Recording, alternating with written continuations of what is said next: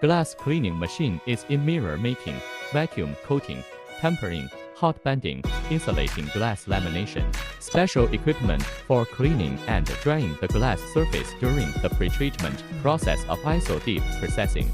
The glass cleaning machine is mainly composed of transmission system, brush, clean water rinse, pure water rinse, hot and cold air drying, electronic control system and other components.